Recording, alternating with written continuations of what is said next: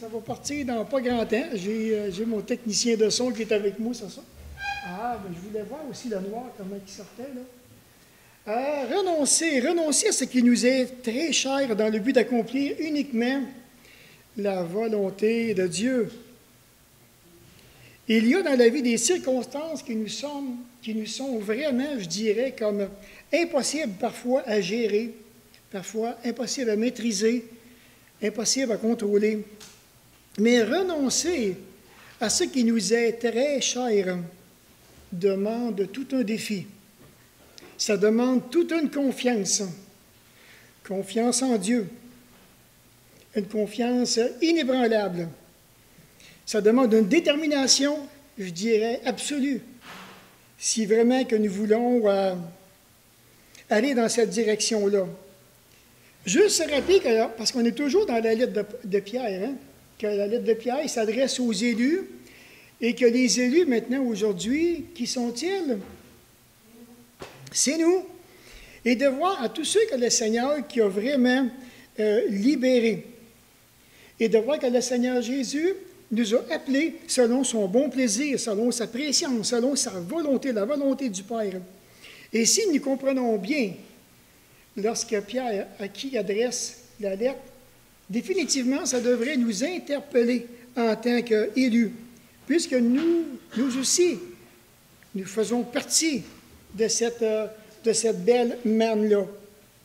Et nous aussi, tout comme les personnages de la foi que nous voyons au travers des Écritures, nous sommes appelés à renoncer à ce qui nous est très cher. Je ne sais pas si ça vous est déjà arrivé. Alors, ça m'amène à vous poser une question. Que considérons-nous comme ce qui nous est très cher? Qu'est-ce que je considère? Nos enfants. Vite, vite, vite. Nos parents. Notre famille au complet. Nos amis, ça nous est très cher. Hein? Notre travail, des fois. Mm-hmm. Notre maison. Mais moi, j'ai marqué ça différemment de vous autres. Puis vous avez raison. Dans ce que vous avez dit, je rajoute un petit point.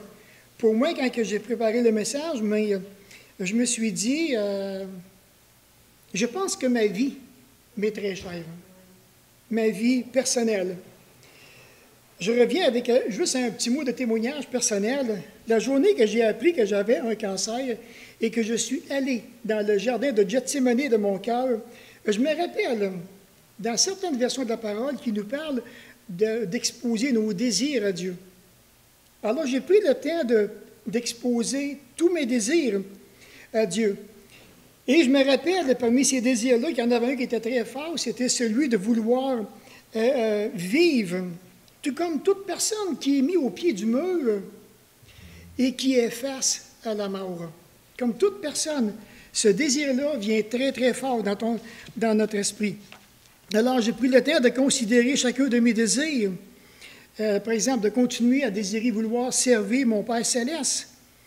Ensuite, de voir vieillir mon épouse, mes enfants, mes petits-enfants, être à leur côté aussi, de grandir, d'être un modèle au sein de mon Église locale, au sein de ma famille personnelle, d'être un exemple à suivre, être au service des frères et des sœurs, ainsi que beaucoup d'autres désirs.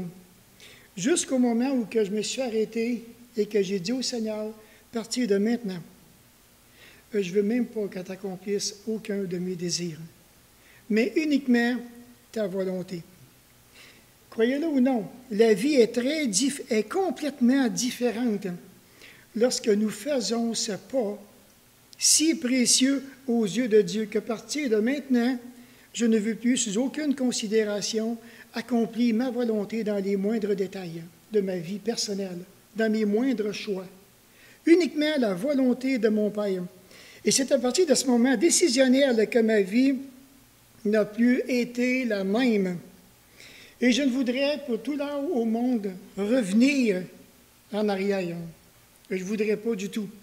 Alors quand on soumet notre volonté au Père céleste, on a juste un désir, c'est d'aller de l'avant. Alors ici maintenant, dans Genèse 22, alors bien entendu, je n'ai pas la prétention que je vais vous apporter quelque chose de nouveau. Non, du tout.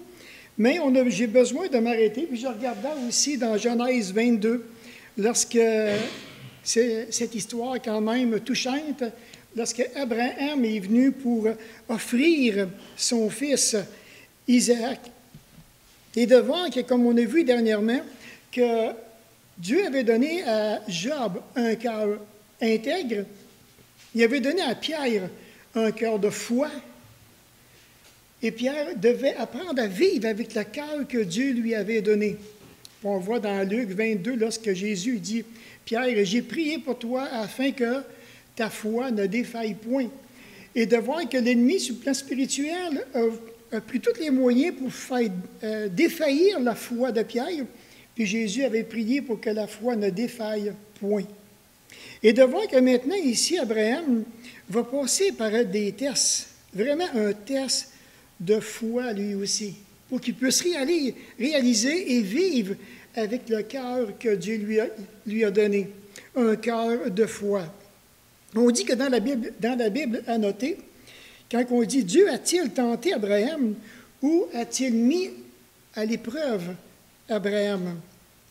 Dans la Bible annotée, elle précise que le verbe traduit ici est « mise à l'épreuve », est habituellement rendu par « tenter ». Mais on comprend que Dieu n'est pas tenté par le mal, mais il peut permettre que l'on puisse être tenté. Le verbe « tenter » ici, c'est de mettre à l'épreuve la force morale afin de pécher, afin de faire pécher. Donc, c'est de cette manière que Satan, et c'est ce genre d'épreuve qui est ordinairement employé pour tenter. L'ennemi va venir, l'ennemi va nous tenter. Son objectif, c'est toujours de nous faire pécher contre l'Éternel. Soit maintenant, et Dieu va permettre l'épreuve, soit maintenant pour exercer notre force morale et en avoir maintenant la victoire. Et c'est de cette manière que Dieu va nous amener à nous éprouver. Au début de la vie chrétienne, la morale n'est pas tellement forte parce qu'on apprend à travers tout ça, mais au fur et à mesure qu'on avance, il y a des convictions qui se développent et on devient de plus en plus victorieux dans nos vies personnelles. Il arrive parfois aussi que Dieu va tenter. Et vous comprenez bien ce que je veux dire? De la première manière, c'est-à-dire par le moyen de Satan. Il va nous tenter par ce moyen-là. Lorsqu'il désire humilier, par exemple, un cœur qui est orgueilleux, ou bien quelqu'un maintenant qui a une confiance extrême en lui-même. Alors certainement que Dieu va permettre à ce moment-là, et pour que la personne puisse apprendre des grandes leçons de la vie. Alors c'est de cette manière que Dieu maintenant va, en parenthèse, tenter David. On va les voir. Dans 2 Samuel 24 et le verset 1. Je me rappelle qu'on a déjà vu ces passages dans le passé, mais dans 2 Samuel 24 et le verset 1. Avec 1 Chronique 21 et le verset 1. Ces deux passages qui parlent de la même situation, mais qui donnent un petit peu plus de détails. Dans 1 Chronique, chapitre 21, le verset 1. Bon, on va commencer avec 1 Samuel. 2 Samuel, excusez. 24. Et le verset 1.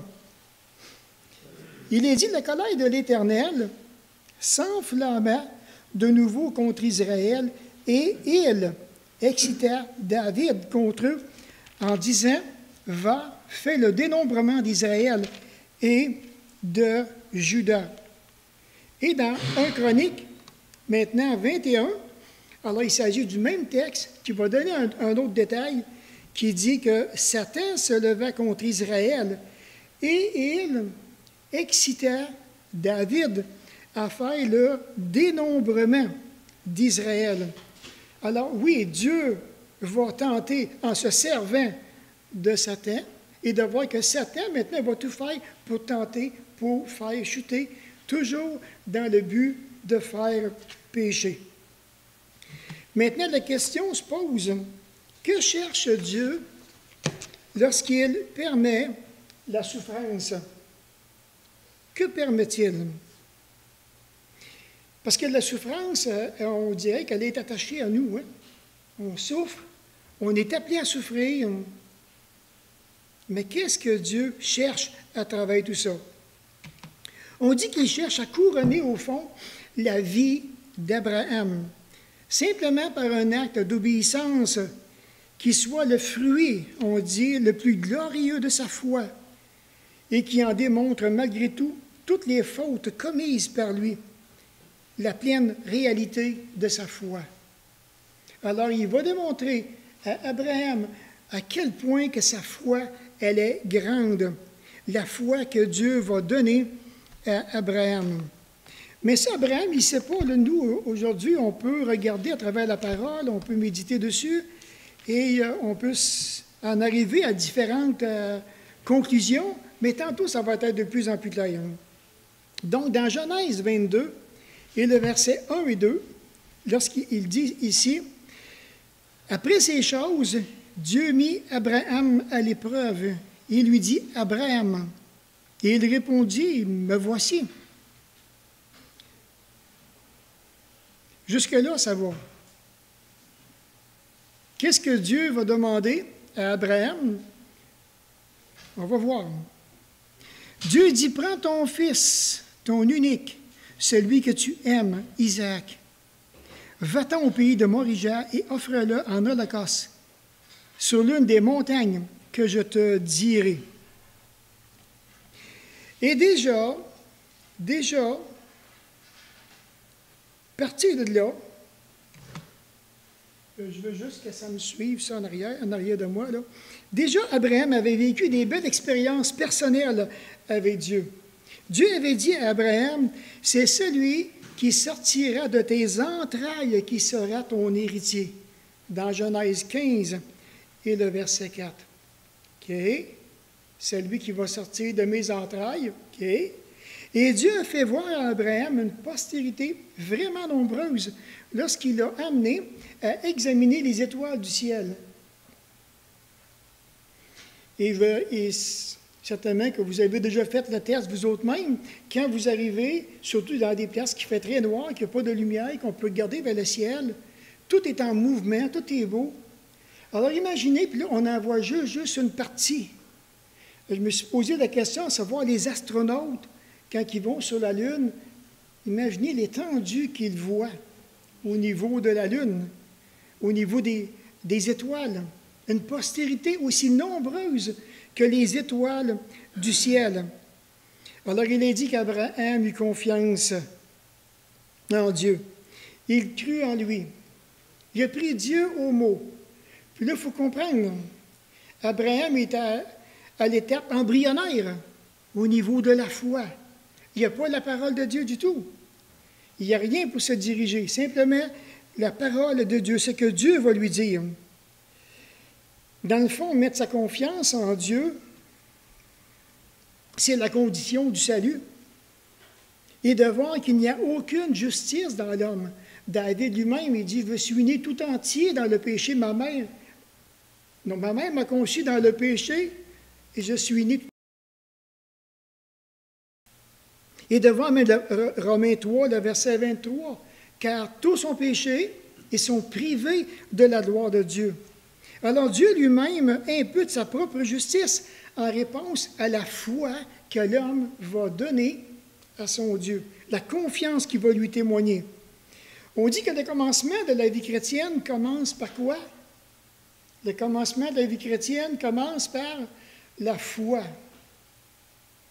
Vous vous rappelez de ça, les premiers pas que vous avez faits lorsque vous avez accepté le Seigneur Jésus? C'était le fun. C'était agréable. C'était vraiment, vraiment agréable. Et de voir que maintenant, la vie ne s'arrête pas là. Nous devons encore aujourd'hui marcher par la foi. Alors, si nous marchons par la foi, ayant commencé par la foi, la foi doit manifestement se manifester en quelque part. Elle va se manifester par quoi? Par les œuvres qu'on va faire. Les œuvres qui sont préparées d'avance. Que Dieu a tout préparé afin que nous puissions. Dans Jacques 2, n'est-il pas justifié par les œuvres lorsqu'il offrit Isaac sur l'autel? Dieu désire tester le cœur de ce papa qu'est Abraham. Dieu, maintenant, dès qu'il entend que l'Éternel, immédiatement, Abraham répond, « Me voici. » Et de voir que Abraham ne sait nullement qu'est-ce que Dieu va lui demander. Abraham ne sait même pas qu'est-ce qui lui pend au bout du nez. Il ne sait même pas à quoi s'attendre. Il me semble de voir Dieu. Tu es là, Abraham? Oui. Tu m'écoutes? Oui. J'ai quelque chose à te partager? Oui. Parle. Ton serviteur écoute. Alors moi, je me suis dit peut-être que maintenant qu'il était en train d'admirer son fils, Isaac, son unique, et comme que Dieu le dit si bien, c'est lui qui était en train, c'est lui qui l'aimait. Peut-être était-il en train de repasser dans son cœur la promesse divine. Sarah deviendra enceinte. Voyons donc. Et mon fils qui est là, ma femme, 90 ans, elle a accouché. Ça n'a pas de bon sens, tu sais. Peut-être qu'il a pensé, je me suis posé la question, comme on voit dans Genèse 17 et le verset 15. Que repassait-il dans son cœur, peut-être, même son incrédulité, parce qu'il a été incrédule, Abraham. On voit ça dans Genèse 17, 17. Regardez dans Genèse 17, 17. Et lorsque même le verset 16, 17, il dit, « Je la bénirai, je te donnerai d'elle un fils. » Il n'a pas dit deux. « Je vais te donner d'elle, de Sarah, un fils. » Tenez ça dans votre esprit parce que vous allez voir tantôt pourquoi. « Je la bénirai et elle deviendra des nations, des rois, des peuples sortiront d'elle. » Abraham tomba sur sa face, il rit et dit en son cœur, « Naîtrait-il un fils à un homme de 100 ans et Sarah âgée de 90 ans? Enfanterait-elle? » Voyons donc, ça n'a pas de bon sens. Eh oui, eh oui. Et en regardant Isaac, pensait-il au jour où Sarah, elle-même a été incrédule, Sarah, lorsqu'elle a dit « Aurais-je encore des désirs » dans Genèse 18 et le verset 12. Pareil, comme si qu'en vieillissant, on n'a pas le droit d'avoir des désirs. Voyons donc, qu'est-ce que je pourrais désirer rendu à 90 ans? Ça n'a pas de bon sens. Avoir un enfant, ça fait toute ma vie, je vais essayer, puis ça n'a pas fonctionné. L'Éternel, il n'a pas voulu m'en donner. Pourquoi qu'il m'en donnerait un là? Alors, aurais-je encore des désirs? Pensait-il que son manque de foi, lorsque Sarah l'a poussé à aller vers sa servante, s'est-il mis à réfléchir et puis dire, « Oui, qu'est-ce que j'ai fait? » S'est-il demandé, « Mais pourquoi je n'ai pas attendu? Qu'est-ce que j'avais à aller vers la servante? » En regardant Isaac, pensait-il maintenant au pays promis? Pensait-il à toute la postérité, plus nombreuse que les étoiles du ciel?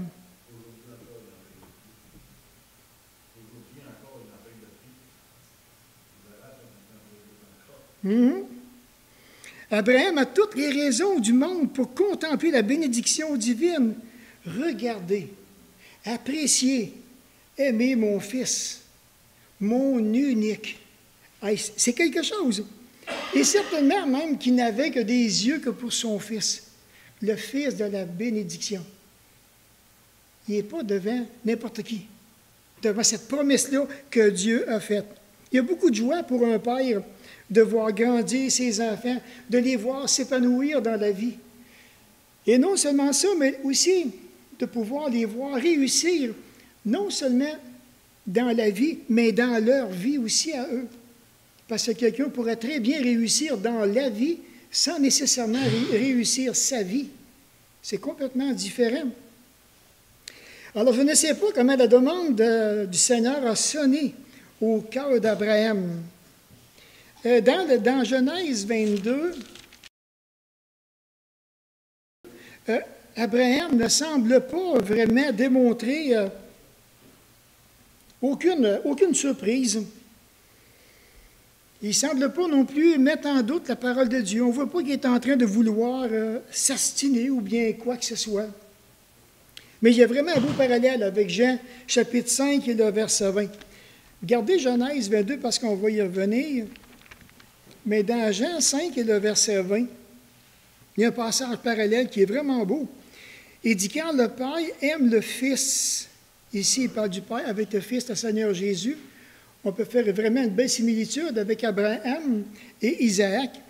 Il lui montre tout ce qu'il fait et il lui montrera les œuvres plus grandes que celles-ci, afin que vous soyez dans l'étonnement. Et ce que Dieu fait, c'est vraiment, vraiment grand. Alors maintenant, je ne sais pas si Abraham a réalisé à l'instant même le test d'épreuve que Dieu allait lui demander. J'en ai aucune idée, mais ça fait réfléchir. Et de voir que maintenant, ce n'était pas son premier test d'épreuve du tout. Son premier test d'épreuve, c'était en premier, selon Genèse 12, de quitter sa famille. Alors, je ne sais pas si ça vous aide. Ceux qui l'ont vécu comprennent qu'est-ce que ça implique.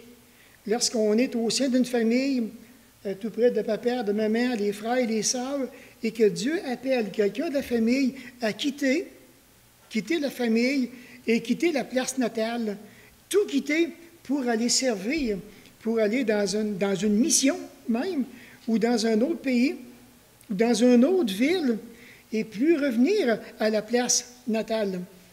Et là, on voit dans Matthieu 10 aussi le beau parallèle, quand le prix de la consécration, c'est lui qui, de quitter père, mère, frère, sœur, femme, n'est pas digne de moi. Alors, il y a vraiment une séparation qu'il faut qui se fasse. Et Abraham a vécu, il a quitté sa famille, il a quitté son pays sans savoir où il allait, qu'Hébreux 11 nous partage. Une deuxième épreuve maintenant, c'est qu'est arrivé aussi la séparation d'Abraham avec Lot.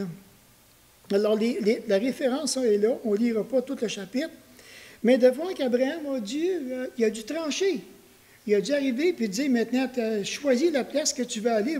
Si tu vas d'un côté, moi, je vais partir complètement à l'opposé. Et c'est ce qu'il a fait.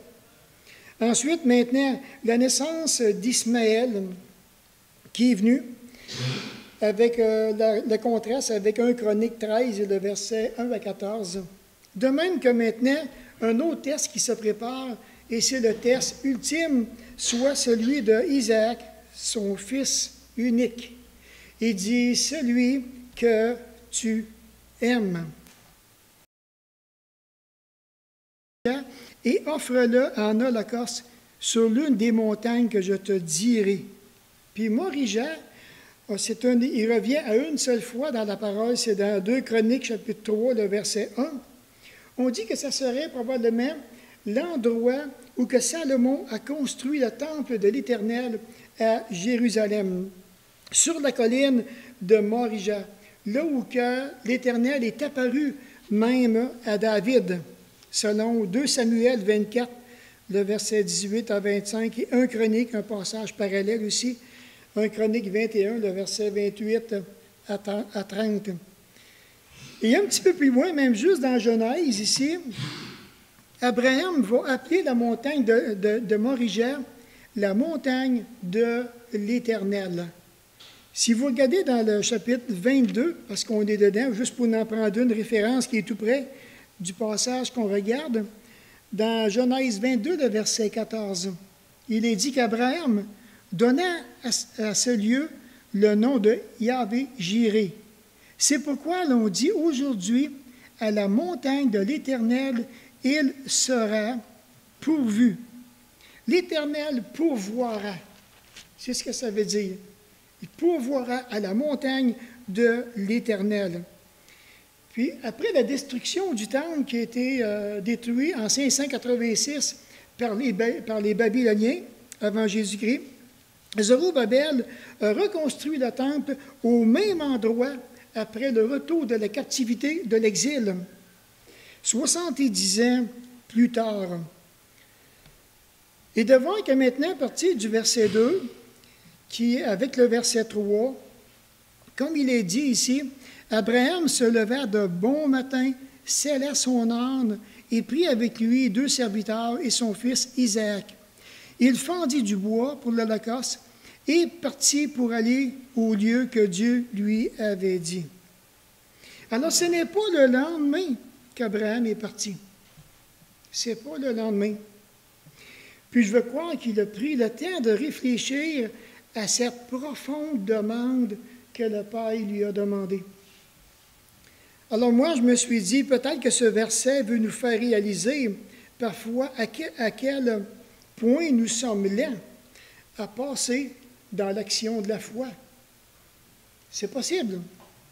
Alors, si je suis lent à passer à l'action de la foi, je peux passer à côté d'un paquet de choses.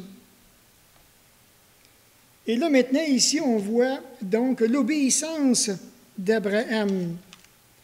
Voilà maintenant la vraie réalité de sa foi. Ce que Dieu, maintenant, le cœur que Dieu a donné à Abraham. Il prend le nécessaire, comme on voit dans le verset 3. Il va prendre le bois.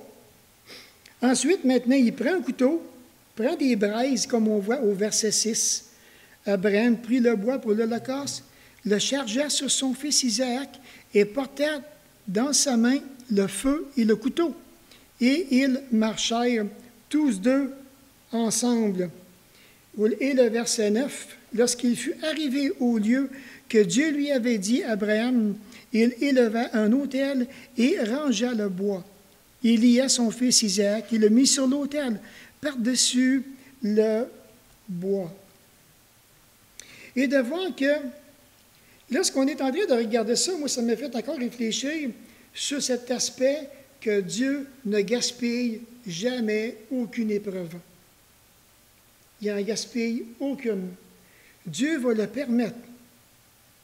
Il ne gaspille aucune souffrance. Et lorsque je regarde ça, je me dis, ouf, un homme de la même nature que nous, qu'est-ce que nous qu'on aurait été prêts à faire? Jusqu'où aurions-nous été prêts à aller? Abraham a considéré pleinement la volonté de Dieu, tellement qu'elle était précieuse par son obéissance.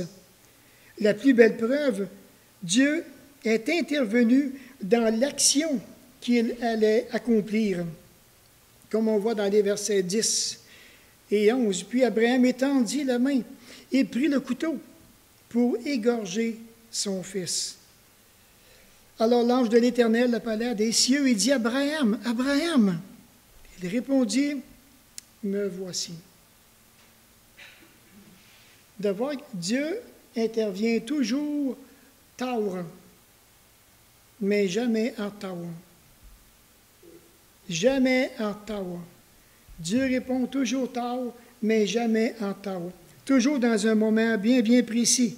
Le seul sacrifice que Dieu ait demandé à un être humain et accepté fut celui de donner son Fils unique, et cela en propitiation pour nos péchés. Le terme propitiation qui veut dire, c'est le fait de rendre propice grâce à l'expiation de nos péchés accomplis à la croix par le Seigneur Jésus. Alors maintenant, à partir de ce passage, quand on regarde maintenant l'adoration d'Abraham, le verset 5, il dit, « Et Abraham dit à ses serviteurs, « Restez ici avec l'âne. Moi et le jeune homme, nous irons jusque-là pour adorer. Nous reviendrons auprès de vous. » Alors, à partir de là, moi, je me suis posé des questions. La première question, pourquoi Abraham dit-il à ses serviteurs qu'après avoir adoré sur la montagne, qu'il était pour revenir auprès d'eux. Ça prend de la conviction, pas rien qu'à peu près, là. La deuxième question, c'est n'avait-il vraiment pas l'intention de le sacrifier?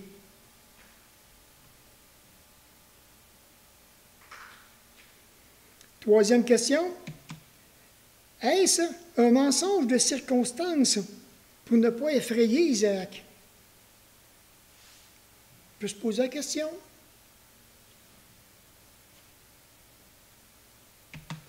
Est-ce qu'Abraham cherchait à se redonner confiance?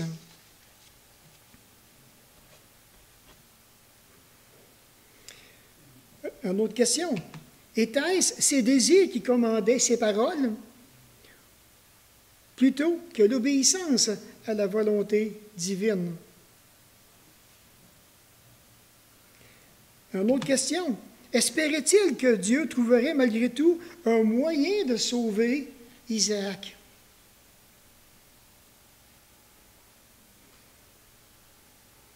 Puis là, il va savoir, là, il y a juste quelques secondes avant de passer à l'action. À partir du verset 5, là, ça va vite, là. Les événements déboulent. Alors, je me suis dit, certainement qu'en quelque part, comme homme de foi, il devait être vraiment troublé dans son cœur. C'est un humain, pareil comme tout le monde. Que pouvait-il vivre même sur le plan émotionnel? C'est mon fils. Je partageais entre l'amour de Dieu et l'amour de mon fils. Puis là, maintenant, j'ai d'amour pour mon fils, c'est le fils de l'héritier. Puis Dieu me demande de quoi? C'est plus fort que moi, je vais agir par la foi. Et je vais choisir la volonté de Dieu. Aller jusqu'au temps qu'Abraham bouge et se mette à l'action de la foi, qu'a-t-il réellement considéré dans son cœur? Il y a une décision à prendre. À quoi Abraham a-t-il pensé? Si on aurait juste l'histoire ici, il manquerait quelque chose. Il nous manquerait une information vraiment intéressante. Parce que dans Genèse 22, à comparer avec le passage qu'on va regarder, vous allez voir. Ce n'est que des millénaires plus tard, pas des farces, des millénaires plus tard que le Saint-Esprit fait connaître réellement qu'est-ce qui s'est passé dans le cœur d'Abraham il y a des millénaires avant ça. On va les voir.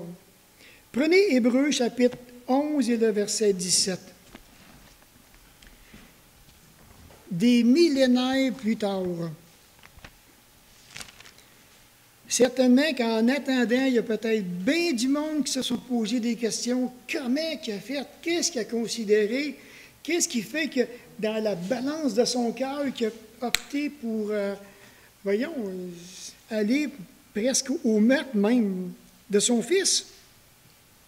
Et là, maintenant, ici, moi, j'ai appelé ça la méditation d'Abraham. Dans les versets 17, il est dit ceci. C'est par la foi qu'Abraham offrit Isaac. Jusque-là, ça va. Lorsqu'il fut mis à l'épreuve, okay, et qu'il offrit son fils unique, lui qui avait reçu les promesses, et à qui il avait été dit, en Isaac sera nommé pour toi une postérité. Regardez ce qu'il dit le verset 19. À quoi qu'il pensait Abraham? Il pensait que Dieu est puissant même pour ressusciter les morts. Ainsi, dans une sorte de préfiguration, il retrouva son fils. Le fils de la promesse. La première fois que Dieu lui en a parlé, Abraham avait 75 ans. Et ce n'est que 25 ans plus tard, à 100 ans que la promesse s'est accomplie. 25 ans à attendre après une promesse. Il a estimé Dieu assez puissant pour ressusciter son fils. Hey, ça prend de la foi, là. Pensez-y, là. Et c'est ça le cœur que Dieu a donné à Abraham, un cœur de foi. Parce que Dieu savait qu'Abraham était pour le faire. Il le savait. C'est le cœur que Dieu a donné à Abraham. Jamais auparavant, Abraham n'avait entendu parler de la résurrection. On ne le voit pas. Moi, je ne l'ai pas vu personnellement. Dieu lui avait bien dit que c'était par Isaac que tu auras une descendance. Par Isaac. Il fallait donc trouver un moyen pour faire vivre Isaac. Pensez-y. On va trouver un moyen pour faire vivre Isaac jusqu'au jour où il pourrait engendrer un fils. Définitivement, il faut qu'il engendre un fils. C'est par lui qu'il est le fils de la promesse. On va passer au sacrifice et de voir que Dieu le fera vivre après ce sacrifice. Et Paul compare la foi d'Abraham à celle des croyants. Prenez Romains 4. Vraiment un beau passage. Dans Romains 4, là où Paul nous parle de tout le chapitre là, d'Abraham, ça vaut la peine qu'on puisse le lire. Dans Romains 4 et le verset 16 à 25, il y a tellement des belles choses encourageantes pour la foi. Là. Il dit, c'est pourquoi les héritiers le sont par la foi, pour que ce soit par grâce, afin que la personne soit assurée à toute la postérité, non seulement à celle qui est sous la loi, mais aussi à celle qui a la foi d'Abraham, notre Père, à tous, selon qu'il est écrit, « Je t'ai établi Père d'un grand nombre de nations. » Il est notre Père devant celui auquel il a cru. Dieu donne la vie aux morts et qui appelle les choses qui ne sont point comme si elles étaient. Espérant contre toute espérance, il crut et devient aussi le Père d'un grand nombre de nations, selon ce qui lui avait été dit. Telle sera ta postérité. Et sans faillir sans faiblir dans la foi. C'est quelque chose, là. Il ne considéra point que son corps était déjà usé, puisqu'il avait près de 100 ans et que Sarah n'était pas en état d'avoir des enfants. Il ne douta point par incrédulité au sujet de la promesse de Dieu, mais il fut fortifié par la foi, donnant gloire à Dieu. Et ayant la pleine conviction que ce qu'il promet, il peut aussi l'accomplir. C'est pourquoi cela lui fut imputé à justice. Mais ce n'est pas à cause de lui seul qui est écrit que cela lui fut imputé, c'est encore à cause de nous. À celui qui sera imputé, à nous qui croyons en celui qui a ressuscité des morts, Jésus notre Seigneur, qui a été livré pour nos offenses et est ressuscité pour notre justification. Vraiment un beau passage. Et de voir que pendant le temps maintenant qu'il s'apprête à plonger le couteau dans la poitrine du jeune homme, parce que c'est à ce moment-là que Dieu lui-même, que la parole de Dieu est encore plus certaine que la mort. Ce que Abraham a considéré attentivement. Et ça prend de la foi pour comprendre ces choses-là. Comment c'est arrivé, je ne sais pas comment c'est arrivé. Mais pour qu'il en arrive à l'étape, pour qu'il dise que Dieu va le ressusciter, quand il y a main que je le tuerai, puis mon fils, il faut qu'il engendre parce que c'est par lui. Alors, il faut qu'il se passe un miracle en quelque part. Définitivement. Et lorsque tout considéré ces choses-là précieusement dans son cœur, qu'il a réfléchi, la foi s'est manifestée de plus en plus, la conviction est venue, et là maintenant, ça l'a amené à passer à l'action. Alors maintenant, en conclusion, donc, j'ai 2 questions. La première question, celle-ci, quel prix sommes-nous prêts à payer pour notre obéissance? L'obéissance demande un prix à payer. Et parfois, ce prix-là, il retarde des pas d'obéissance, des simples petits pas de foi. On va dire, mais on le sait, mais on ne bouge pas. Alors, je sais que je devrais faire ça, mais je le ferai peut-être plus tard. Tu sais, ce n'est pas tellement grave. Est-ce que vraiment qu'on est prêt? Est-ce qu'on est sérieux? Est-ce qu'on est sérieux avec Dieu quand on dit qu'on veut marcher par la foi, qu'on veut lui plaire, qu'on veut le glorifier? Est-ce que vraiment qu'on est sérieux? La deuxième question pour terminer, celle-ci. Si tu as payé le prix quelconque d'une obéissance quelconque, as-tu pris un temps pour adorer? As-tu simplement pris un temps pour t'arrêter et adorer le Seigneur Jésus parce que tu as fait le pas d'obéissance, parce que même tu en as reçu des grâces, parce que tu as simplement obéi à un petit pas que Dieu t'avait demandé. Et si ça fait longtemps que tu n'as pas pris un temps d'adoration avec Dieu, ou même que nous n'avons pas pris, parce que je vais m'impliquer avec vous, serait-ce parce que je tarde à obéir à ce que Dieu me demande? Alors, plus que je retarde, plus que je repousse la bénédiction. Je me suis rappelé les premiers temps de ma vie chrétienne. Un jour, un prédicateur était venu puis avait dit, tu sais, il dit, le jour qu'on va arriver devant le Seigneur, il va nous emmener dans la chambre de bénédiction, puis il va dire, voilà Michel, tout ce qui t'appartenait et que tu n'as pas réclamé. Imaginez. Alors, il y a beaucoup de bénédictions qui nous attendent quand on va à l'obéissance de la parole. C'est tellement merveilleux, c'est tellement agréable. Et sommes-nous vraiment sérieux quand on dit à Dieu, non pas ma volonté, mais la tienne?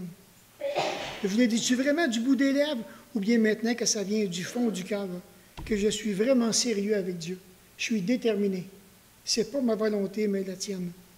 Et je vous le dis, ça ne sera plus pareil, pantoute. Ça ne sera plus pareil. C'est complètement différent. Et tu n'argumentes plus. Quand il vient maintenant des pas d'obéissance à faire, tu te rappelles que tu as dit à Dieu, non pas ma volonté, c'est correct, je vais le faire. Je vais avancer.